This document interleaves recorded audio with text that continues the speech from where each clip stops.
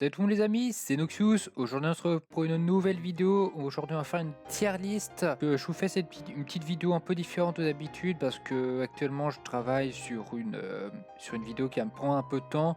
Donc le temps de vous faire patienter, je vous fais des petites vidéos comme ça. J'ai mis tous les mangas que j'ai lus au jour d'aujourd'hui. D'ailleurs restez jusqu'à la fin de la vidéo, je vous parlerai des meilleurs mangas que j'ai lus. Enfin on va dire au jour d'aujourd'hui, mon manga préféré. Voilà. Tout de suite, donc on a Red and Sword, plus connu sous le nom de Akame ga Kill. Voilà, ça commence bien. J'avais commencé à lire le premier tome qui était vraiment pas mal. Je voulais commencer le manga après avoir vu l'animé, mais le problème c'est tellement dur à trouver les tomes d'Akame ga Kill. Donc j'ai le tome 1. Et j'ai arrêté de faire la collection parce que ça m'a saoulé. Après, on a Red and Sword 0, enfin plutôt Akame ga Kill 0, qui est donc les origines d'Akame ga Kill. On va le mettre en B. Je trouve c'est assez sympa. On garde le même style dans l'animé. Ça permet d'expliquer comment elle en est arrivée là. Alors après, il y a juste un point négatif. Je crois que c'est le premier manga qui m'a surpris dans le sens où, vous savez, d'habitude, ça peut arriver que tu aies des scènes un peu fan service. Et bah là, le fan service n'est pas censuré. Voulez-vous commencer ce manga? Attention, il y a des scènes non censurées qui font plutôt penser à une hentai. Genre à un moment, pour décrire la scène, il y a une fille qui se fait limite violer par quelqu'un qui peut se transformer en poulpe. Ou alors on a un antagoniste, son but c'est de transformer les filles. Ce qu'elle fait, c'est qu'elle couche avec des femmes pour entre guillemets leur montrer le réel plaisir et donc les faire faire en sorte que des femmes hétérosexuelles deviennent homosexuelles. Ensuite, Chainsaw Man, vraiment Chainsaw Man, on va le mettre, on le met en A. Ouais, allez, Chainsaw Man, ça part en S. Vraiment, heureusement que j'ai commencé parce que c'est vraiment génial, c'est fun, c'est drôle. Il y a certains moments assez drôles, il y a beaucoup de violence aussi, vraiment très beau manga. Et j'espère que l'adaptation animée sera vraiment très réussie, qui sort en 2020, c'est en 2022 que je crois que ça va arriver. Bref, Darwin Game, on va le mettre en A. J'ai lu les 3 premiers tomes.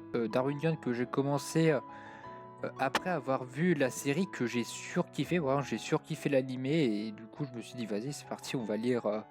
On va commencer à lire par rapport à l'animé. Parce que j'ai retenu tes 3 premiers tomes, c'est que vraiment genre, le manga est supérieur à l'animé. Je sais pas ce qu'ils ont fait dans l'animé, mais ils ont supprimé certaines choses. Bah déjà, l'animé se concentre plus sur le jeu, donc il t'a retiré toutes les scènes policières. Parce que oui, dans le manga, t'as des enquêtes policières. Parce que il y a des gens qui meurent. Dans l'animé, il y a des gens qui meurent. La police, elle fait quelque chose, elle est pas. Un truc que j'ai remarqué qui était retiré dans l'animé, c'est que bah, le premier ennemi du héros, bah, il a une identité. En fait, on lui donne une identité, on apprend pourquoi il fait ce genre de choses, et je trouve que ça rend. Alors, c'est le premier antagoniste, donc, enfin, c'est le premier méchant, du coup, on s'en débarrasse vite fait, mais ils ont quand même essayé de développer le personnage, et j'ai trouvé ça assez intéressant quand même. Death Note, je me fais insulter, mais on va mettre ça en C. Quoi, Death Note, c'est en fait, alors vraiment, l'animé est génial, l'histoire est géniale. Mais le problème, c'est qu'il y a beaucoup trop de trucs à lire. J'ai arrêté, j'ai pas réussi à m'accrocher. Comme j'ai lu le manga après l'animé, voilà, je connaissais un peu déjà toute l'histoire. Je revoyais juste une deuxième fois l'histoire. Ensuite, Doctor Stone, et j'ai encore me faire insulter. Ouais, mais en vrai, Doctor Stone, je n'ai pas du tout accroché. Alors, j'ai pas vu l'animé, je sais pas comment c'est. Les dessins sont assez beaux quand même, mais en vrai, j'ai vraiment pas accroché. Enfin, j'ai bien aimé le début, le concept, ouais, mais au bout d'un moment, j'en ai eu marre et j'ai totalement arrêté. Après, Demon Slayer, on va le mettre en B. On va le mettre en B parce que bah, j'aime bien, c'est sympa. Le problème, c'est que niveau scénario, c'est de la merde. C'est pas fou au niveau scénario Demon Slayer. Ah, Inazuma Eleven, ça c'est pour l'enfance, c'est mon premier manga. Là, je le mettrais peut-être dans C. Enfin, Inazuma Eleven, c'est un peu comme Death Note, c'est un truc que enfin, c'est bien quand tu regardes un animé, mais en manga, c'est pas super. Aussi, on a la saison 2. La saison 2, on l'a pas en manga, genre c'est sauté, on passe directement de la saison 1 à la saison 3 où ils font la sorte de Coupe du Monde. JoJo's Bizarre Adventure, Stardust Crusader, ouais. Ouais, j'ai commencé direct par la partie 3. J'ai commencé le manga direct par la partie 3.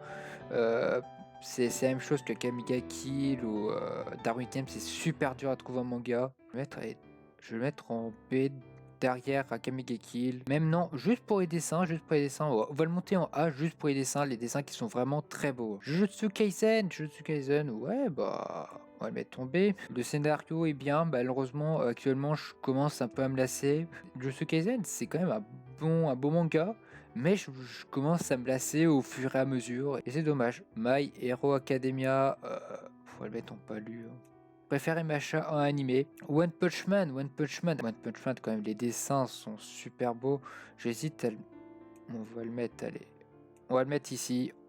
J'aime beaucoup, déjà j'aimais beaucoup l'animé. Et après, il y a les dessins sont sublimes. Après, où on est animé, c'est quand même. Enfin, on a quand même des bons développements de personnages. Vraiment, non, c'est vraiment cool, One Punch Man manga. Alors, je vais commencer par celui-là, par celui-là. Donc, là, c'est Parasite. Parasite, j'adore Parasite. Alors, ce tome-là, c'est une réédition que j'ai.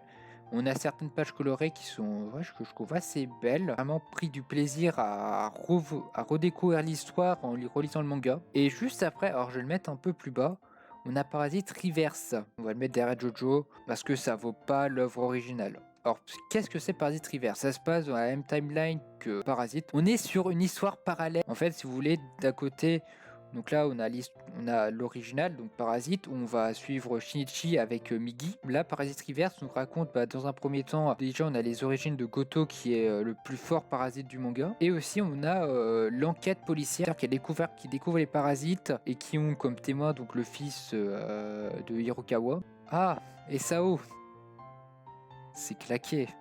J'adore l'animé, l'animé est génial.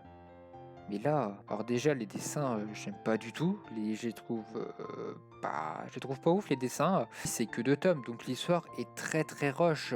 On n'a pas la rencontre de Kirito et Elizabeth, pas la rencontre avec Silica. Ensuite, on a Sao Progressif qui est beaucoup mieux en vrai. En vrai, on peut mettre ça ici. Et Sao Progressif qui a bientôt un film qui sort. Ça nous raconte l'histoire de l'Arcane Cry du point de vue d'Asuna. On a ça étage par étage, du coup, perso j'ai bien aimé le manga, on va voir ce que ça a donné en animé très bientôt. Solo Leveling, donc gros kiff que j'ai eu, vraiment, je crois que c'est une de mes meilleures, j'ai découvert ça cet été, c'est une de mes meilleures découvertes. C'est un peu une exception, c'est un webtoon qui a été, qui a été matérialisé. Je le mettrais bien en S parce que ouais, non, plutôt en A. En vrai, j'adore le personnage principal, j'adore ouais, l'univers. Ok, en gros, ça se passe donc sur Terre. En gros, il y a des gens qui ont reçu un éveil qu'on appelle chasseurs. En gros, leur force a été augmentée et leur but, ça va être d'entrer dans des donjons qui vont popper un peu partout, de rentrer dans les donjons et de tuer le boss à l'intérieur que pour refermer le portail, éviter que des monstres sortent et envahissent la Terre. Et donc voilà, et donc on va suivre Sung, donc, qui est donc réputé pour être le plus fort des chasseurs. Et un jour, lors d'un raid qu'il va faire avec son groupe, ils vont tomber sur un donjon ça va mal tourner. Et il va donc passer du chasseur le plus faible au chasseur le plus fort. Le webtoon va nous raconter toute son évolution et j'ai vraiment trouvé ça très intéressant. Ensuite, Spy X Family, vraiment très très drôle. Ouais, allez, on va le mettre derrière Solo Leveling. Manga super drôle, c'est l'histoire d'un espion. En gros, l'un des deux côtés va envoyer un espion qui s'appelle Twilight, comme le livre avec les vampires là. Donc, qui doit essayer de se rapprocher de l'antagoniste qui se situe dans de l'autre côté. Mais sauf que pour ça, il va devoir faire une fausse famille, et c'est là que tout part en couille. Dans leur famille, il n'y a rien qui va. Il y a la fille qui va adopter, elle est télépathe. La femme il va devoir se faire un faux mariage avec une femme qui est tueur à gage. Voilà, bref, il y a un qui va et du coup. Ensuite, Steins Gate, je vais le mettre en B. J'adore Steins Gate, j'ai lu le manga était super. Mais le problème, c'est que c'est abrégé. C'est abrégé. Du coup, regarder l'animé ou même de jouer au jeu. Vraiment, si vous connaissez pas, c'est l'histoire d'un mec qui remonte le temps avec un micro-ondes. Ensuite, Tokyo Ghoul qui est vraiment bien. En vrai, l'animé est nul. On va pas se mentir. Mais par contre, le manga, c'est une dinguerie. Je vais mettre derrière Jojo. Cool, ça parle de Kaneki Kaneki qui va vouloir sortir avec une meuf, sauf que pas de chance, cette meuf c'est une goule. Sauf que sur un coup de chance, ils vont tous les deux se faire écraser par des poutres. Il va se faire soigner par un docteur, sauf qu'ils vont se servir des organes de la goule pour le soigner. Et donc Kaneki va devenir une goule à son tour. Vraiment, le manga est vraiment bien par rapport à l'animé parce que l'animé a fait beaucoup de skips. Alors c'est comme Dark-Muzan, il a fait des skips. Il a carrément changé l'histoire. La saison 2, je vais pas le dire, mais bref, il y a quand même une énorme incohérence qui se passe dans la saison 2 par rapport au choix des personnages qui, au contraire, sont cohérents dans le manga. Et là, on se retrouve face à deux mangas, les deux derniers. Et donc, l'un d'eux est mon préféré. Voilà. Et donc, cette dinguerie, c'est...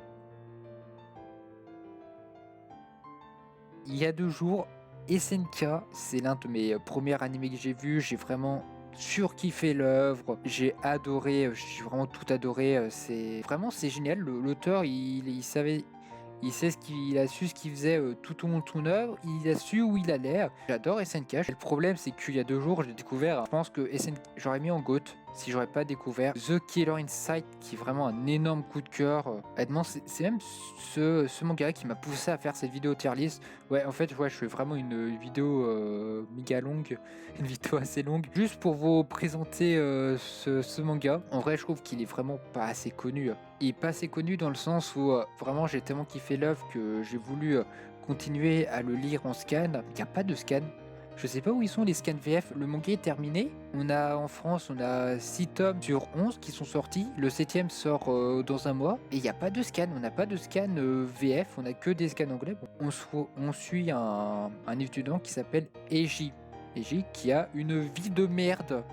Il a vraiment une vie de merde parce que c'est le fils d'un ancien tueur en série. Les gens, il s'est fait harceler, les gens ont peur de lui. Et là, tout d'un coup, sans explication, il va avoir une perte de mémoire et trouver de l'argent chez lui. Et il va être en couple avec une fille, alors qu'il il se souvient vraiment de rien. Et c'est là que l'histoire va commencer. Du coup, voilà, on nous présente le personnage, on nous présente le problème du personnage, et aussi on nous révèle aussi l'élément perturbateur, car un meurtre qui va être réalisé avec exactement le même opératoire que utilisait son père, et là ça va être la merde. Vraiment, je pensais pas, j'en avais entendu du bien, beaucoup de gens disaient que l'œuvre était géniale, je m'attendais pas que j'allais autant surkiffer l'œuvre. Ce que j'adore vraiment dans l'œuvre, c'est les retournements de situation. Très souvent, on va à la pression de pré-shot certaines choses, d'arriver à deviner certaines choses qui va se passer.